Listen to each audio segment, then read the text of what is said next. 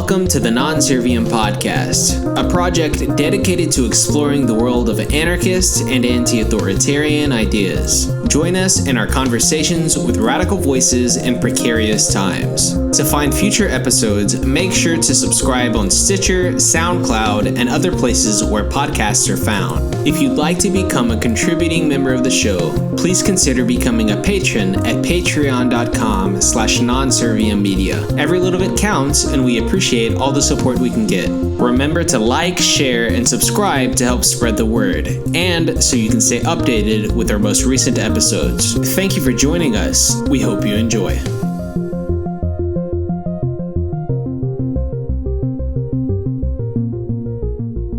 Hey there, everyone. Welcome to the Non-Serviam podcast. I'm your host, Joel Williamson, and you are listening to the 13th episode of the show. You're in for a treat this time around because I'll be speaking with someone whose work in political science is vast and deeply important. He's been mentioned on the show too many times to count and has undeniably been a big influence on my own political convictions, as well as the political convictions of many others.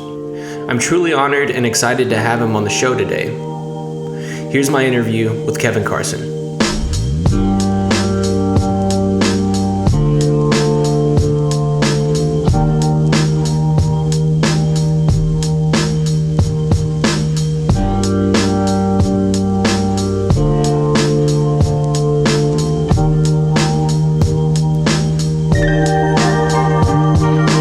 Kevin Carson is a senior fellow of the Center for a Stateless Society. He holds the center's Carl Hess Chair in Social Theory. Formerly a mutualist and individualist anarchist, he now identifies as an anarchist without adjectives.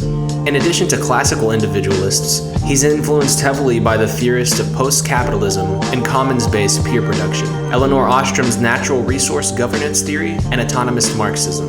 His written work includes studies in political economy, organization theory, a libertarian perspective, the homebrew industrial revolution, a low overhead manifesto, and the desktop regulatory state, all of which are freely available to read on his website, kevinacarson.org.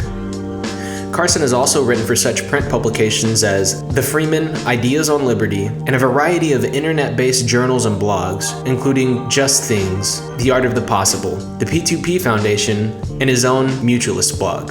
Without further ado, Kevin Carson, welcome to the show. Well, thanks for having me. Yeah, of course. How are you doing today? Doing good. Just another day. How about you? Not bad. Just enjoying my day off. Have you picked any tasty veggies from the garden recently? Well, it's kind of died down, unfortunately, other than just a few herbs I've got growing around the front porch. The last thing I really harvested was Jerusalem artichokes. Okay, tasty. Well, let's jump into this thing. What brought you to anarchism, and why do you continue to study and develop anarchist theory?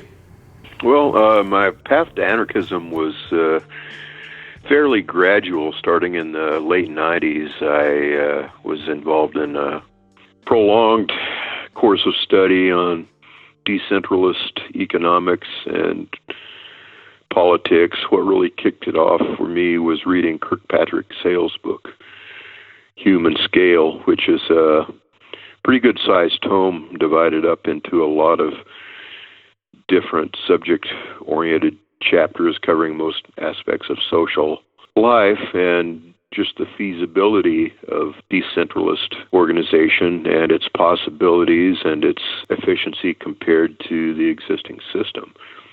And I did a lot of exploring, just following all the recommended reading and footnotes in that and seeing where they would take me. And that whole line of inquiry led me gradually to perceive myself as an anarchist. And I've been developing various aspects of that ever since. Sure. What allows you to keep going, though? You produce so much work. How are you able to do that?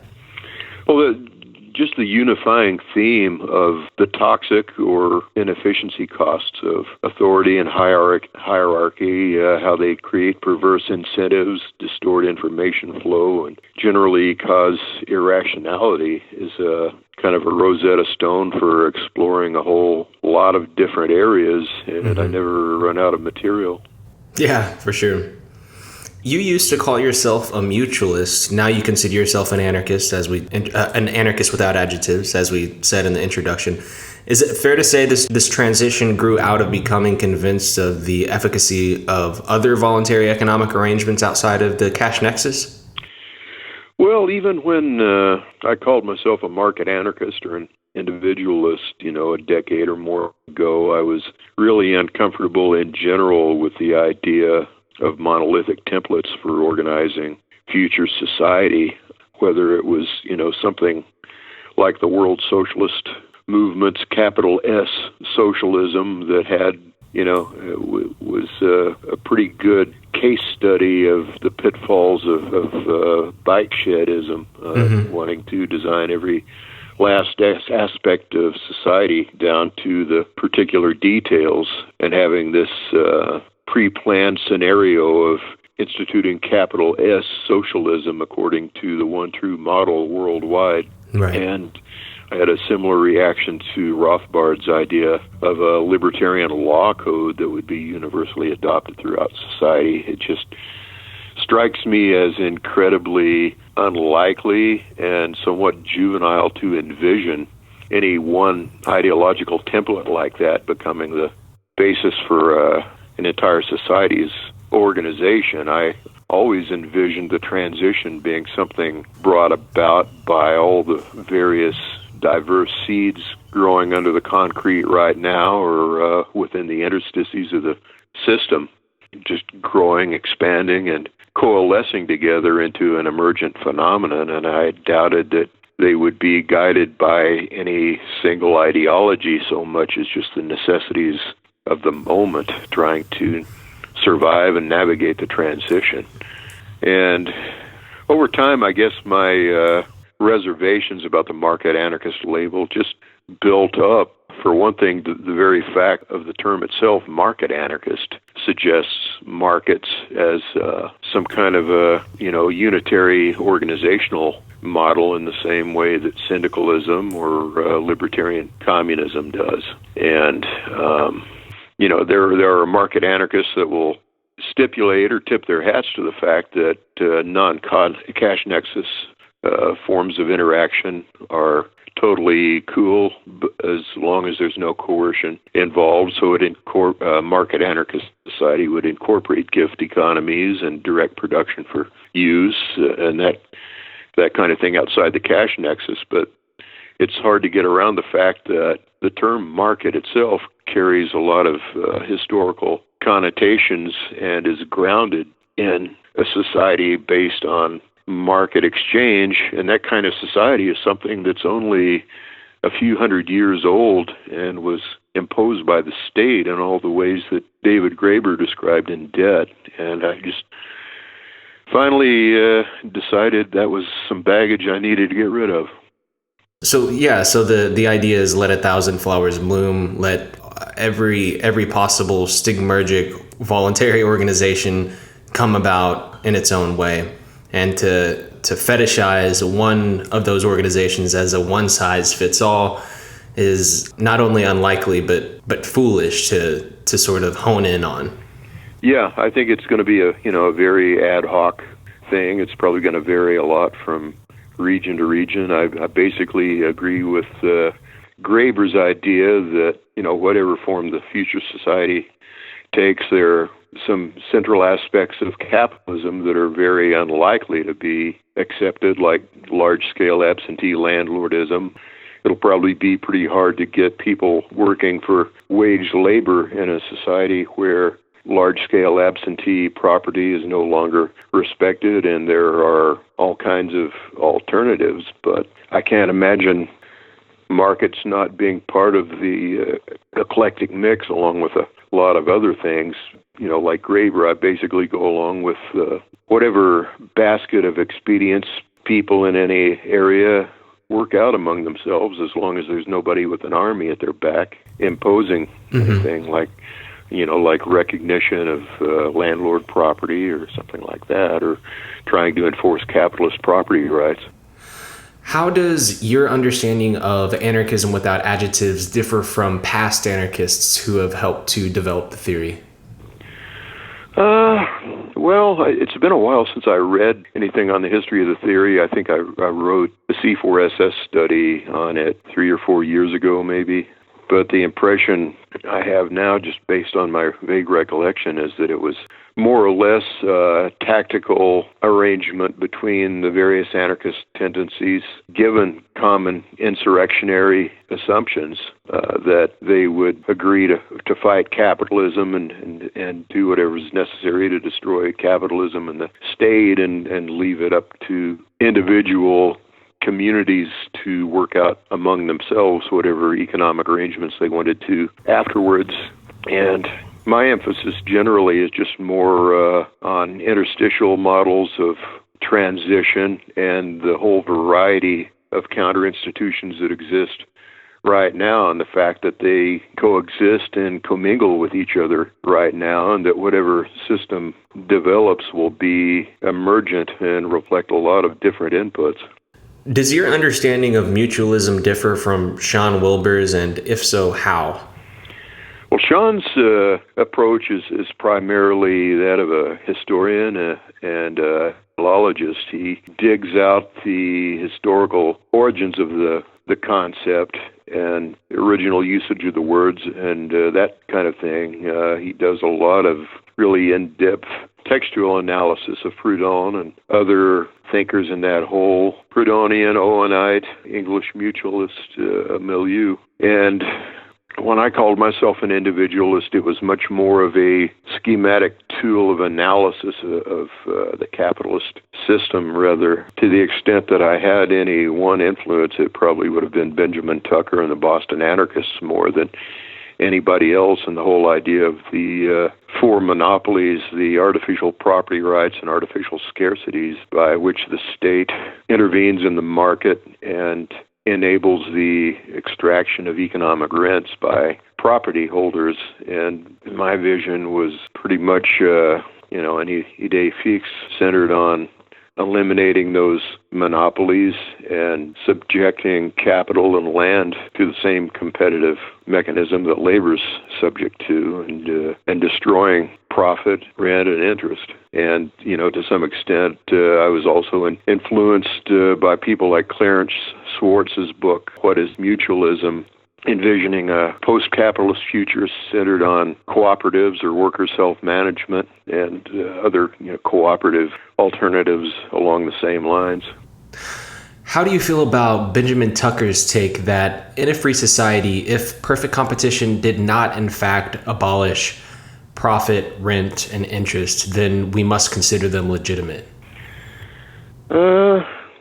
Well, I don't know if perfect competition alone would do it, given the legacy distribution of property. I think it would have to be coupled with some things like worker takeover of large-scale enterprises, and Tucker himself envisioned tenants just universally expropriating landlords.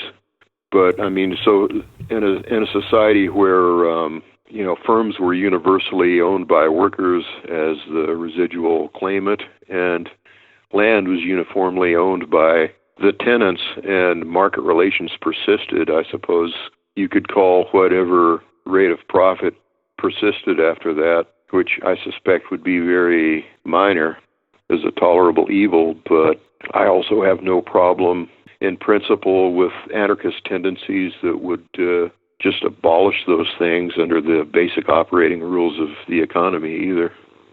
Do you think individualists and mutualists are somewhat unfairly left out of the modern anarchist conversation?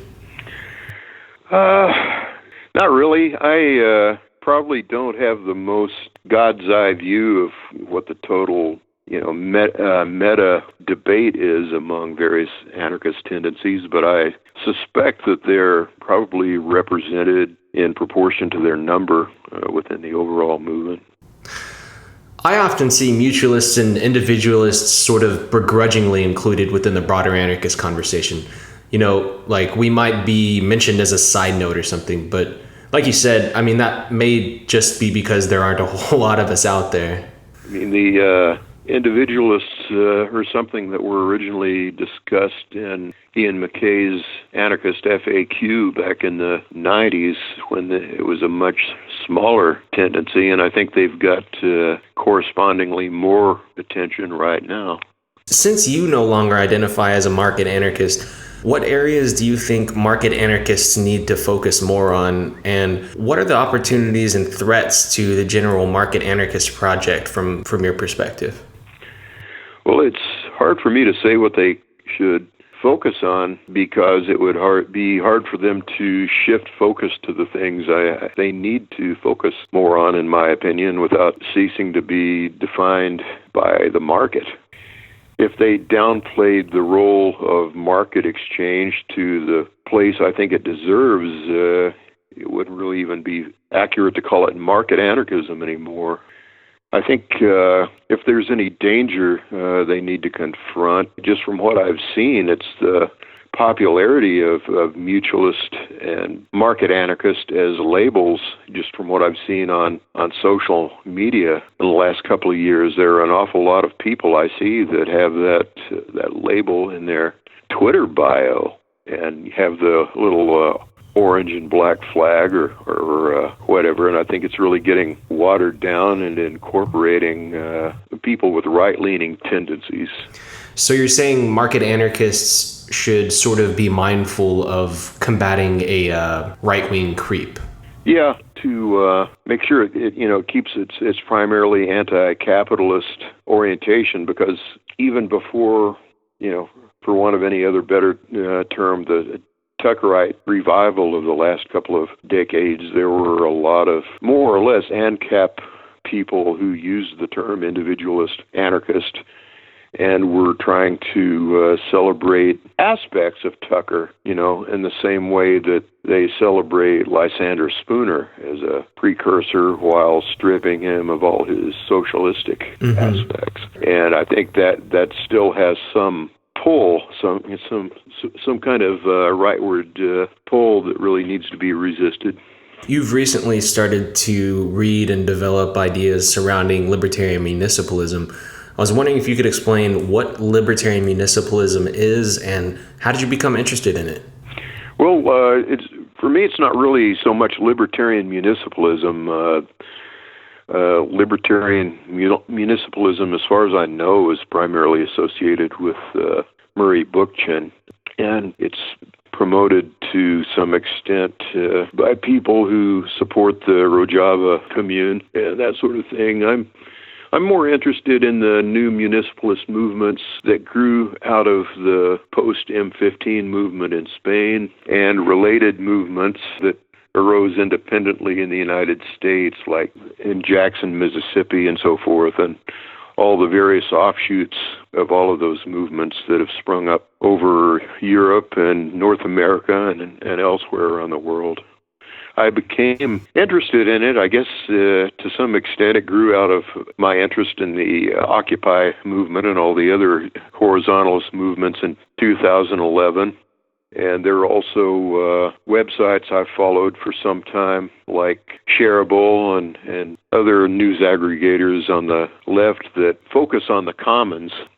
My study on Ostrom probably drew my attention to that as well. Other than that, it's just something that I've gradually become more interested in over time. And in early 2000, I can't remember if it was, it was published in early 2018, so I would have done the research in 2017. I did a C4SS study on the new municipalist movements in Europe and places like Jackson in North America, and I've been really following it closely ever since. That was part of what inspired me to start working on my current book, Exodus. So it's been one of my central focuses, just keeping up with news related to municipalist movements in Spain and elsewhere, and stuff related to commons-based local economies. Okay, and do you view new municipalist movements as a stepping stone to realizing anarchism, or do you see it as a desirable end goal in and of itself? To some extent, a little of both, because I think of it as more of a lowercase label than a capital letter ism. I see all of the different organizational nuts and bolts that are being developed in local municipal movements and commons-based economies as the kind of thing that post-capitalist transition is going to be centered on. And I think the actual municipalist political movements are a political stick that can be wielded by those local counter-economic coalitions. So I definitely see them as, a whole cluster of phenomena that are all moving in the same direction and can be taken pretty far in that direction. Even the movements in municipal government, to the extent that they're amenable to being pushed towards something like the partner state model, where the state becomes less state-like, I think are compatible with genuine anarchism in an evolutionary or gradualist sense. To what extent are markets compatible with municipalism, and how might these two ways of cooperating coexist? Well, I'm not sure how much I would have to say about that in detail, other than I just generally see markets as probably being part of the mix in both places. I expect there will be a lot of economic activity taking place completely outside the cash nexus, with land being permanently removed from the market via community land trusts, and with there being a lot of direct production for use in the commons and that sort of thing. But there will probably be some market exchange of surpluses between micro-villages or living units or multifamily compounds. There will probably be some pricing of basic resource inputs by the natural resource commons governing bodies that process them. If nothing else, I would expect markets would probably be a minority of total, would govern a minority of total distribution, but I think they'll still play some role in coordination in most areas. Is it fair to say that you see municipalist arrangements as being more capable of handling things that markets aren't able to? It's hard for me to say. I think enclosing some forms of activity in primary associations or living arrangements and engaging in direct production for use would certainly be more efficient than monetizing everything in the cash nexus. I mean, even today, a huge amount of social and productive activity takes place outside the cash nexus within the household, and you imagine how perverse and inefficient it would be if people within a family all paid each other for their activities keeping the household running. And I think a lot of cash nexus activity that takes place right now is the moral equivalent of that. I've got two quotes from different anarchists in regards to democracy. I'll say each of them one at a time and allow you to respond. Here's the first one. Anarchism is democracy taken seriously. Yeah, I agree with that pretty much. I strongly sympathize with the view that people should have as much agency as possible in the sense of having a say over the things that influence their lives and the decisions that affect them. The closer we get to the individual having consent as an individual, the closer we approximate democracy. I don't see democracy so much as being majoritarianism as it is agency or consent. When you have cases where it's necessary for everybody in a given organization or social unit to agree on something, like, the people in a house deciding what to set the thermostat on or whatever, your only real choice is the rule of the majority or some sort of consensus. It's at least the least unjust thing to do, but to the extent that you can disaggregate things and obtain everybody's consent, the better, the more democratic it is. Okay, and here's the other quote.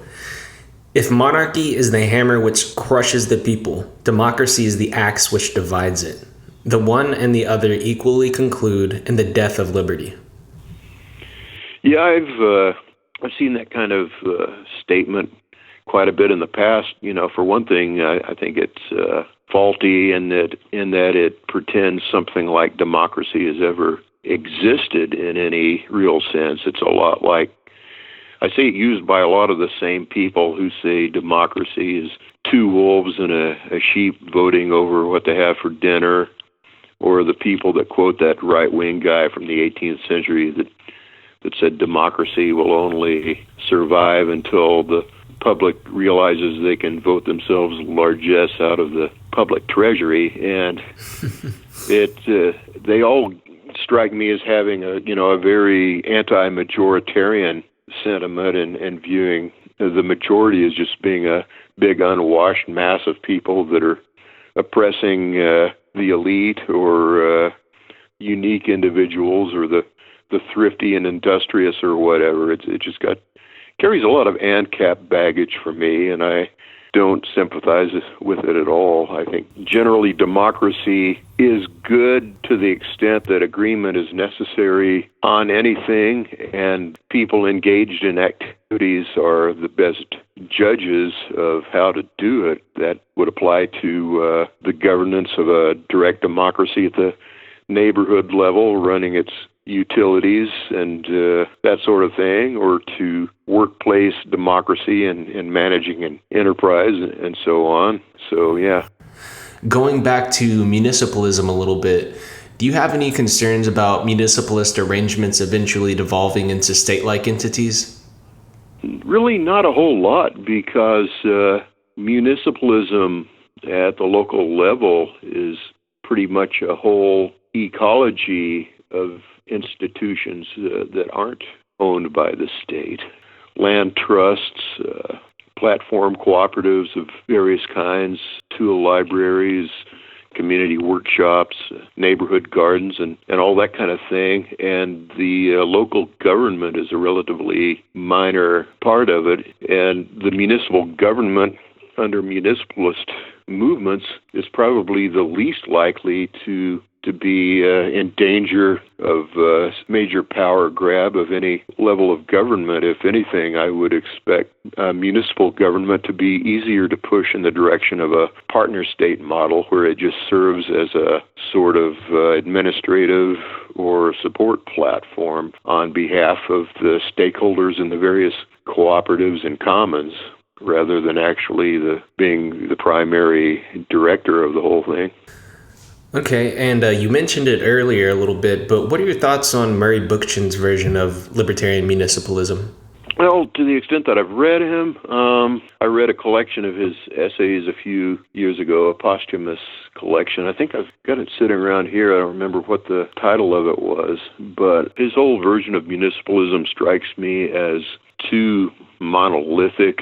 The idea of the entire municipal ecology of economic institutions all being subject to the municipal and neighborhood assemblies. I would imagine, in the real world, the kind of stuff that grows out of the new municipalist movements and the various forms of social commons being organized as parts of them would be much more diversified or Gothic in the sense of the range of organizational ties between them, or the different forms of coordination and overlapping jurisdictions.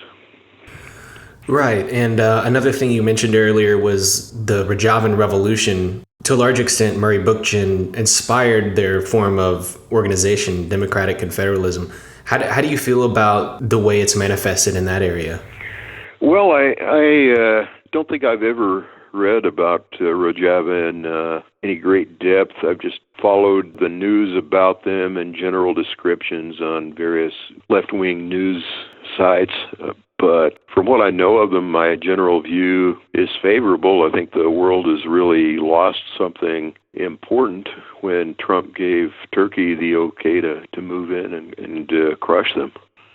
Do you think the United States at this point, since they basically created ISIS and since Rojava is one of the main recipients of their terror, do you think that the United States owes them protection? Well, I'm certainly sympathetic to that view, although I just really hesitate to come out and say the United States should do anything, because I figure anything the United States does in foreign affairs will wind up in some way serving evil interests ultimately, but my general approach is that when there's a way for the state to act in a way that mitigates harm already caused by the state, I'm not in principle opposed to it. Whether that applies practically in this case, it's not something I'd take a dogmatic stance on, but I definitely think Trump did a bad thing in the way he conducted the pullout and green-lighting Erdogan. Right, and they really didn't pull out. They just moved to protecting oil, right? Yeah, that's basically it. It just made it clear what his priorities are, and I certainly don't.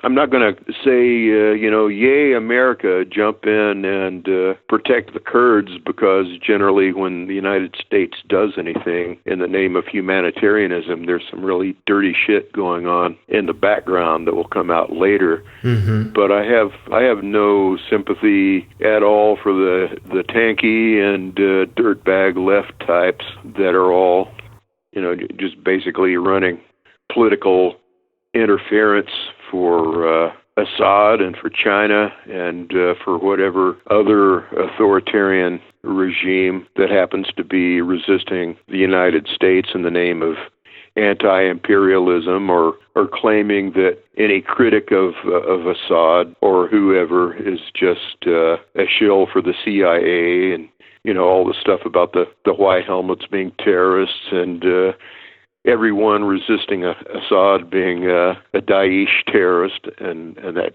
sort of thing. I think they're really just useful idiots.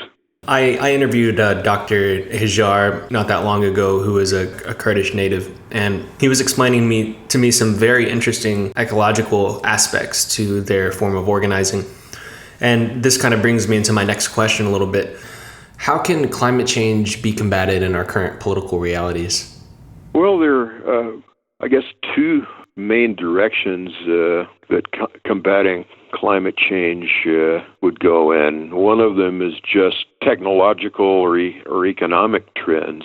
The fact that photovoltaic power and other renewable alternatives are continuing to become so cheap relative to fossil fuels, and all the things that are going on around the world despite Trump's best efforts, local governments adopting carbon-free initiatives and all of that sort of thing. I think just the effect of economic incentives of those sort will result in a gradual decarbonization regardless of what happens with the Paris Accords.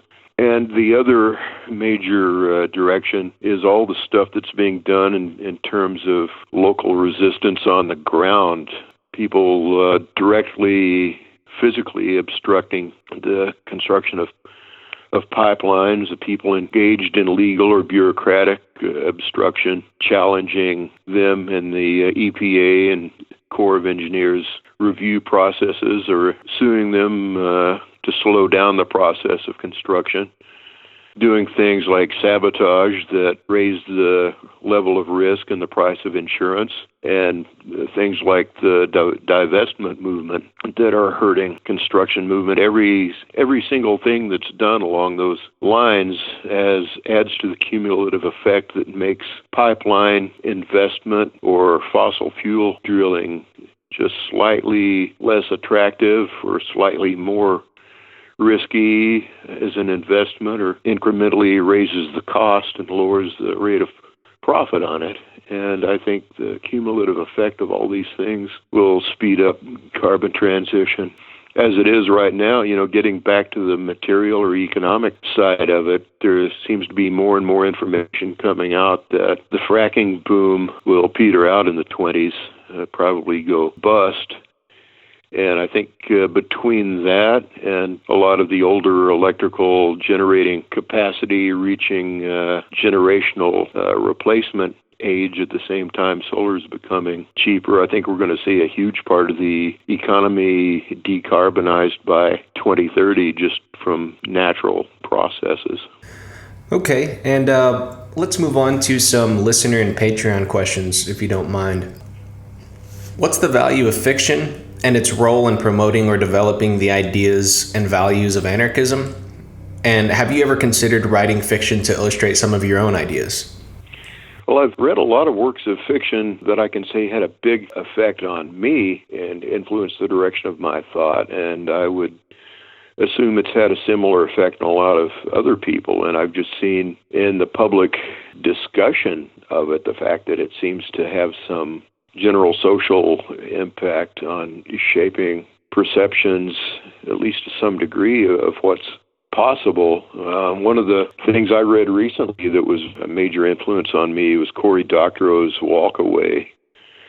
And I've also, read a few other things like Marge Piercy's Woman on the Edge of Time. And I'm currently reading New York 2140 by Stanley Robinson. I've read his Mars trilogy, and they all do a really great job in exploring both the hypothetical transition scenarios and just the liberatory possibilities for organizing society around decentralized technologies and more libertarian forms of social coordination.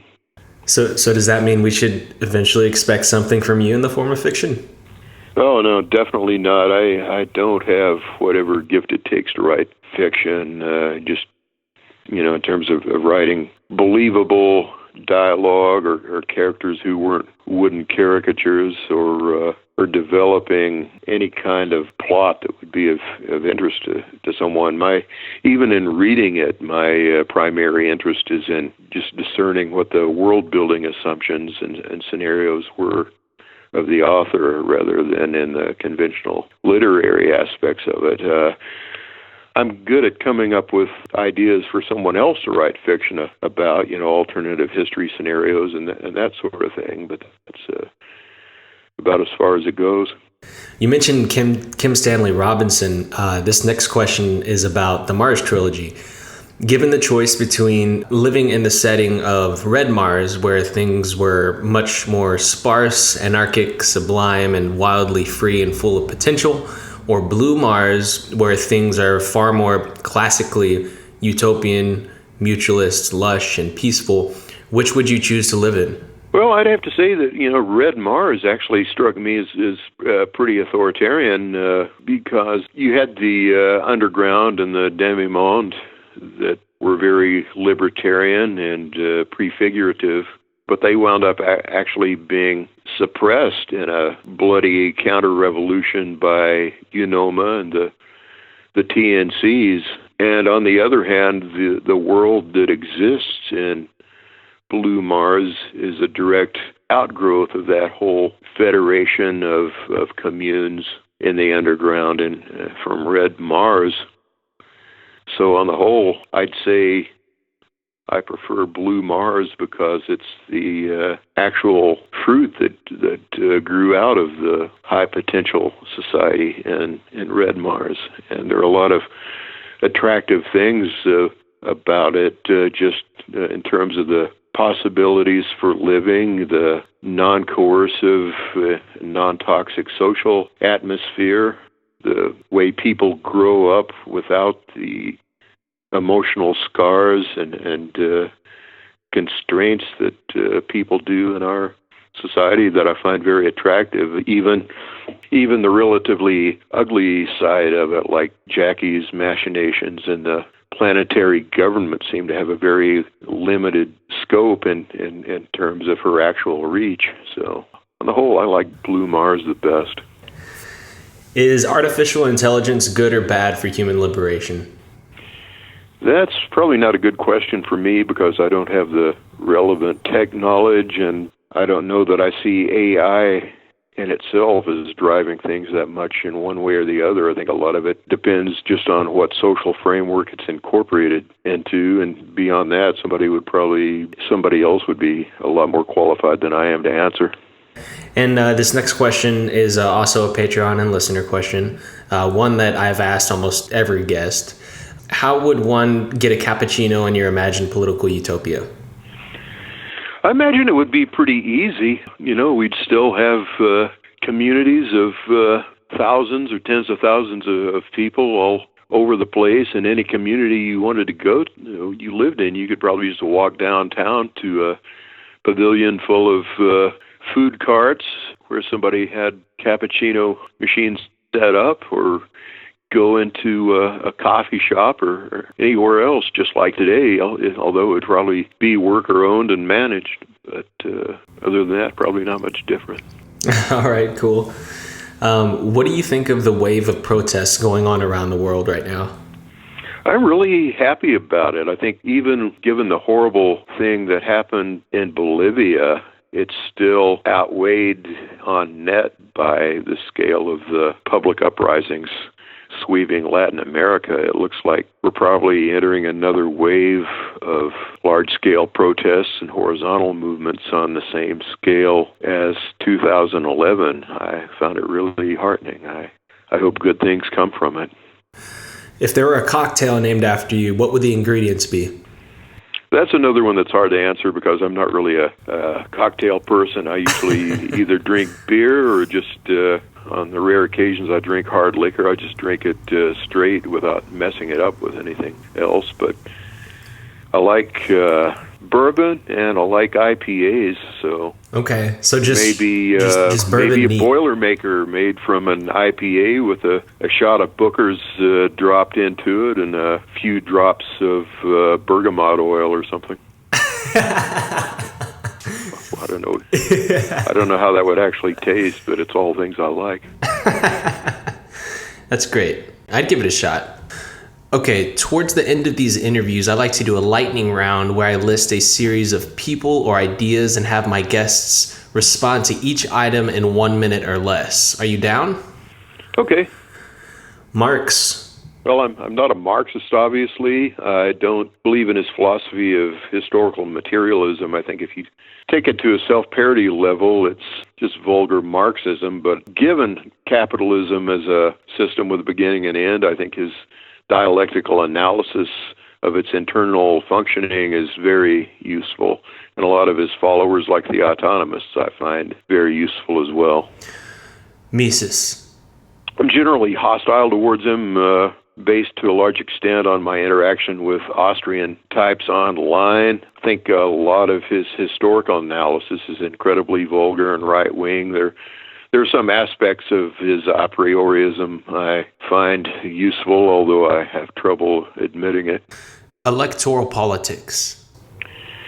I see electoral politics as useful as a sideline, but I'm really sympathetic to the idea of voting for the lesser evil because I see it as just a way as something to throw into the breach and stave off the worst of the fascist onslaught and buy time for the stuff that's really important, like the institutions we're building on the ground. I don't see electoral politics as a way to get the best possible people in as the main way to implement your agenda.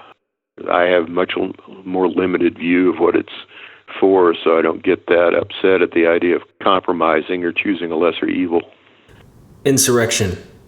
I see insurrection largely as irrelevant given the possibilities of interstitial development and building the commons right now. There may be violence involved in the transition period. There may be some violent rupture, but if so, it'll just be something that's probably initiated by the state, and the outcome will just be to ratify all the changes that have been going on interstitially on the ground for the previous couple of generations. Exodus. Well, Exodus is the title of the book I'm working on right now, and it's what I see as the primary approach to post-capitalist transition, an exodus into the commons and into a commons-based counter-economy, a commons-based post-capitalist economy developing within the interstices of this one and coalescing into a parallel system that will eventually supplant it. The abolition of work. I'm generally sympathetic to it. I don't like the direction that left accelerationist types have taken it in, and I don't see it as something that'll be accomplished, on a monolithic level by any kind of technological engineering, but I see it as a gradual process of withdrawal from the cash nexus and production gradually becoming more integrated into social activity and play. Okay. You obviously have a heavy emphasis on the building of counter institutions as a way to build a new world within the shell of the old. What are some of the most promising counter institutions you see springing up nowadays that promote a world beyond capitalism in the state? Well, largely, the kinds of local institutions associated with the municipalist movements we discussed earlier, community land trusts, fab labs, neighborhood workshops, community gardens, squats, platform cooperatives, tool libraries, free muni wireless.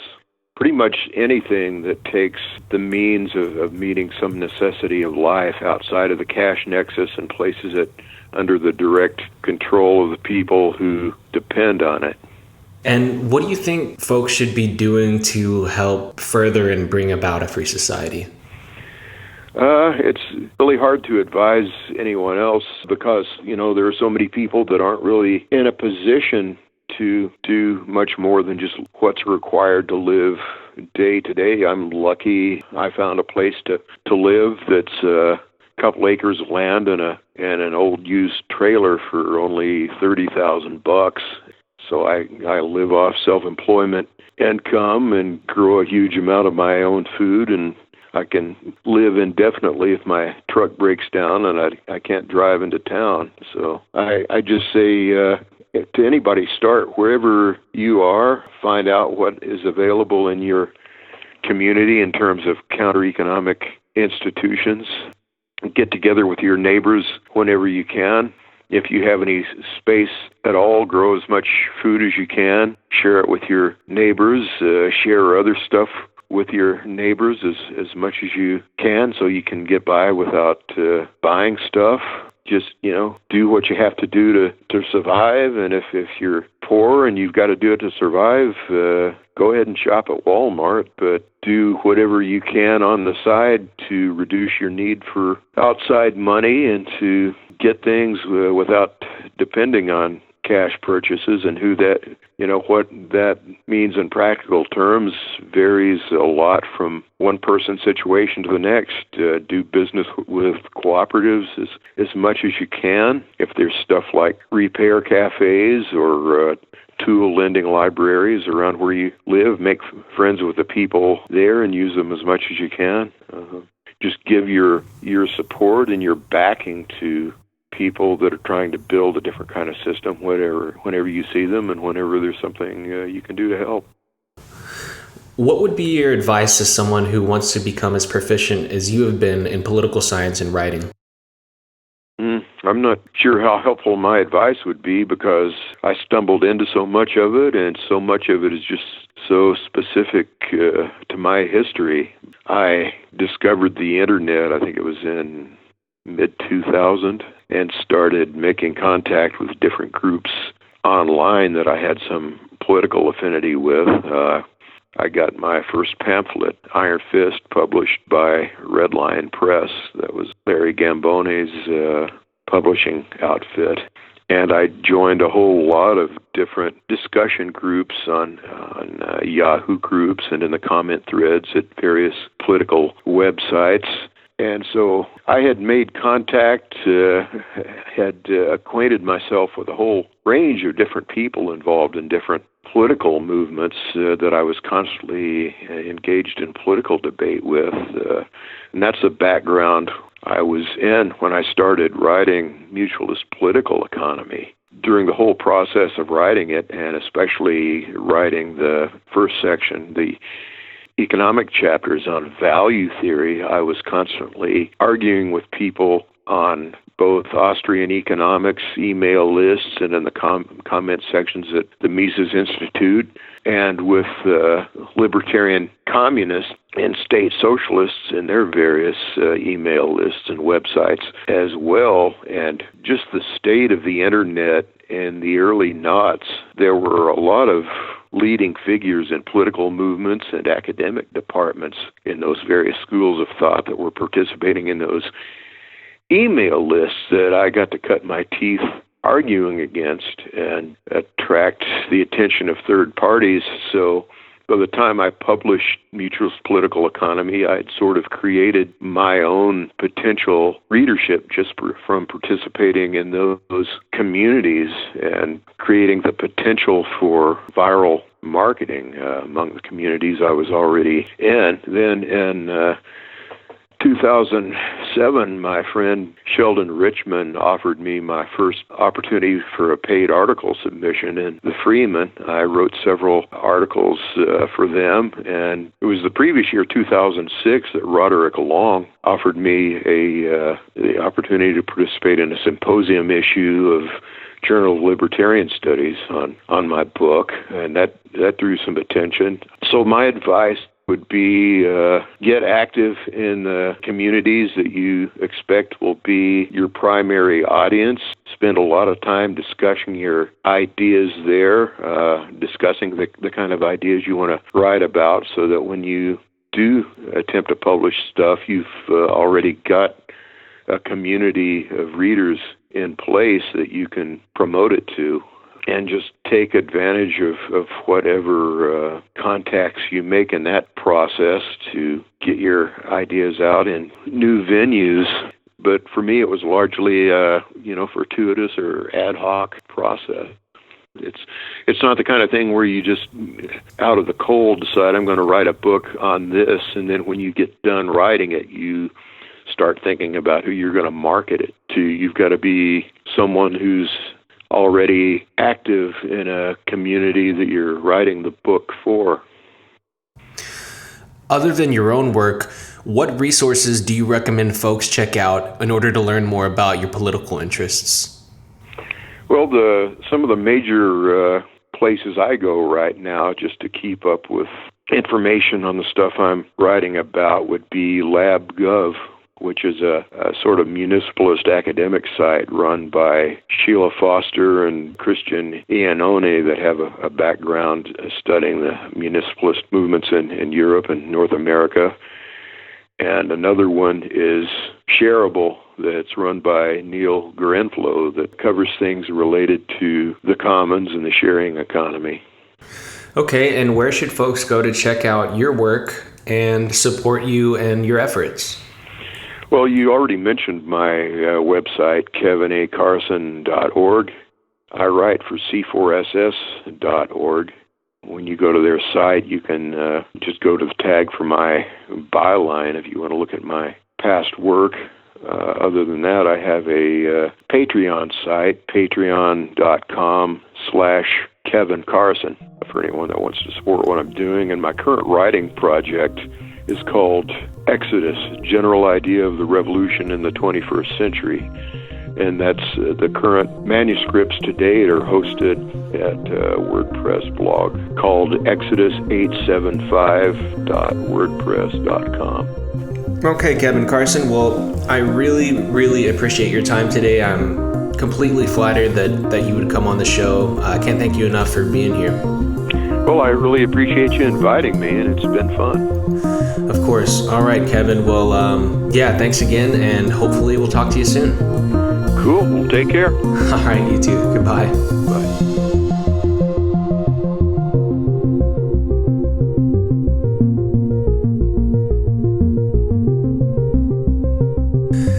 There it is, folks. I hope everyone enjoyed my interview with Kevin Carson. In many ways, this episode was peer-produced, so big thanks to everyone who contributed their thoughts. If you enjoyed the show, consider supporting us at patreon.com/non-serviam-media. If you can't contribute financially, simply liking and sharing this episode will go a long way. We appreciate all your support. And if you want to view our full catalog, go to nonserviam.media. Thanks again for tuning in. We'll talk to you soon.